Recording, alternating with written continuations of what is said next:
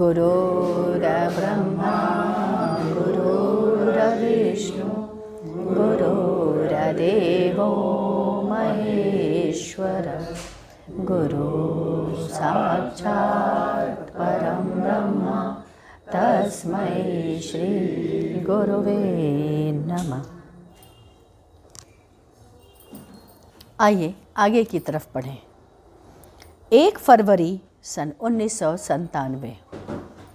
आज के सत्संग में गुरुदेव ने कहा कि शास्त्र के अनुसार ज्ञान 3 प्रकार का बताया गया है। पहला शुद्ध ज्ञान, दूसरा चिंतन ज्ञान और तीसरा प्रत्यक्ष ज्ञान। पहला शुद्ध ज्ञान। जो वेद शास्त्र में लिखा है वह शुद्ध ज्ञान है। दूसरा चिंतन ज्ञान। जो ज्ञान आप अपने तर्क के द्वारा या मनन के द्वारा या वितर्क के द्वारा प्राप्त करते हैं वह चिंतन ज्ञान है। तीसरा प्रत्यक्ष ज्ञान। अनुभूति के द्वारा जो ज्ञान प्राप्त होता है वह प्रत्यक्ष ज्ञान। फिर कहा गया है तीन ज्ञान 3 तरह से और 3 तरह से होता है। पहला ऐहिक ज्ञान, अपने नौकरी से संबंधित ज्ञान, घर की व्यवस्था से संबंधित ज्ञान, निकटतम व्यवस्था से संबंधित ज्ञान। दूसरा लौकिक ज्ञान, भूगर्भ का ज्ञान, कला का ज्ञान, भौतिक या रासायनिक, इतिहास संबंधी, यह सब लौकिक ज्ञान।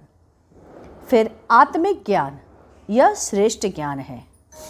इसे फिर 3 के तरह से ज्ञान बताए गए। मिथ्या ज्ञान, व्यक्ति मरा नहीं परंतु उसके मृत्यु की खबर आ गई। दूसरा जगत संबंधी ज्ञान, आत्मा के विपरीत जो ज्ञान है वह सभी विपरीत ज्ञान में है और जगत संबंधी है। तीसरा सत्य ज्ञान, आत्मा और परमात्मा से संबंधित जो ज्ञान है।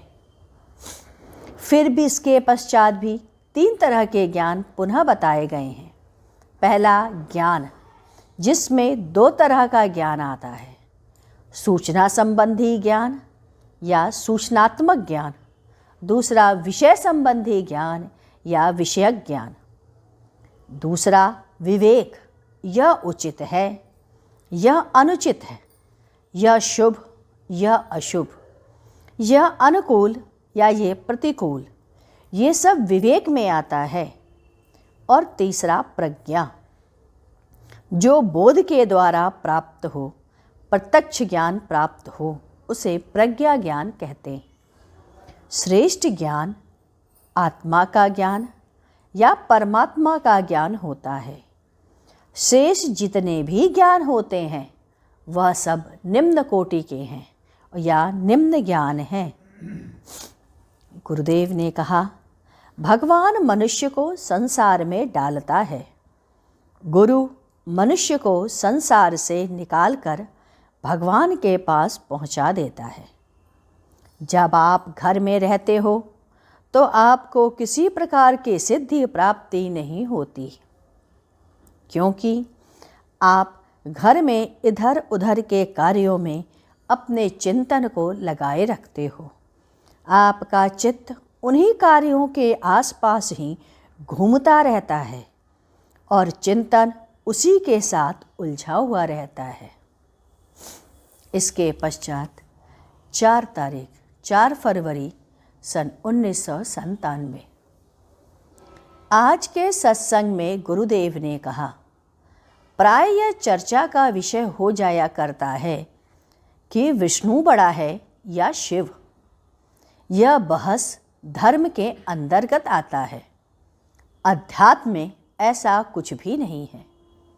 भगवत सत्ता निराकार है, निराकार भी नहीं है। वह साकार है और साकार भी नहीं है। वह इन सब से परे है। यह परब्रह्म परमेश्वर है। राम व कृष्ण को धर्म के क्षेत्र में पूर्ण ब्रह्म कह सकते हैं, परंतु अध्यात्म में कुछ भी नहीं, अध्यात्म में कोई गिनती नहीं, क्योंकि ये प्रकृति के अंतिम छोर से आते हैं। इनका उद्भव महामाया से होता है। धर्म में भक्ति का मार्ग श्रेष्ठ है, अध्यात्म में नहीं। अध्यात्म कहता है पुनः न आओ, ब्रह्म सूत्र की बातें करो, अष्टावक्र गीता की बात करो, लीला की नहीं। जब एक बार स्थूल रूप पकड़ा दिया जाता है, अर्थात जब आप रूप की आराधना करने लगते हैं, तो आप उसमें से बाहर नहीं निकल पाते। आपको कबीर बनना है, नानक बनना है और धर्म के क्षेत्र से परे जाना है। अध्यात्म जानने की चीज़ नहीं है, अनुभव की चीज़ है। आप श्वास निरीक्षण करें, अपने आज्ञा चक्र पर तथा सहस्त्रार्थ पर ध्यान करें। आप अपने विकारों को धीरे धीरे करके दूर हटाते जाएं। आप भक्ति करें, मूर्ति पूजा करें, सेवा करें, परंतु मन मत टिकाएं। मन को टिकाना है, मन को लगाना है तो अपनी आत्मा पर टिकाएं, उसी को देखें, उसी का ध्यान करें। राम और कृष्ण को पकड़कर आप स्वार्थ की दुनिया को पूरी करते हैं। सारा खेल चेतन सत्ता का ही है। पर ब्रह्म परमेश्वर को कोई क्रिया नहीं करनी होती, वह इन सब से परे है। अतः क्रिया करने के लिए, लीला करने के लिए अवतार रूप धारण करना पड़ता है। कथा सुनने से आप कुछ पल के लिए शांत हो जाते हैं। लीला देखने से भी यही होता है। आपको दुख हुआ, दवा से ठीक हो गए, परंतु दर्द अपने स्थान पर है, गया नहीं। सुख की प्रतीति से दुख का अनुभव नहीं होने दिया गया। ऐसे ही धर्म में है। आपको लगता है कि हम अच्छी स्थिति में हो गए। अध्यात्म की चर्चा करोगे तो रास्ता ऊपर का है। धर्म की चर्चा करोगे तो सड़क पर ही रहोगे। गीता के 6वें अध्याय में ध्यान पर बहुत ही बल दिया गया है। आप शिव मंदिर गए और मृत्यु को प्राप्त हो गए तो पहले अपने कर्मों को भोगोगे, फिर पुनः संसार में आना पड़ेगा। अध्यात्म कहता है सभी भोगों का क्षय कर दो। भोगों का क्षय कैसे होगा? अपनी इच्छाओं और वासनाओं को क्षीण करते जाओ। अध्यात्म आपका मुकाम है, जबकि धर्म आपकी सीढ़ी है। अतः कहा गया है, घूंघट के पट खोल, तुझे पिया मिलेंगे। एक एक पर्दा हटाते जाएं, अंत में उसकी प्राप्ति होनी ही है। जितने भी अवतार होते हैं, सब परमात्मा के सत्ता से आते हैं। हम भगवान को किताबों में नहीं खोज सकते। कथा सुन लीजिए, भगवान की प्राप्ति नहीं होगी। हमें शून्य अवस्था में जाना ही है, जहाँ प्रियतम है, उसके बाद महाशून्य की ओर।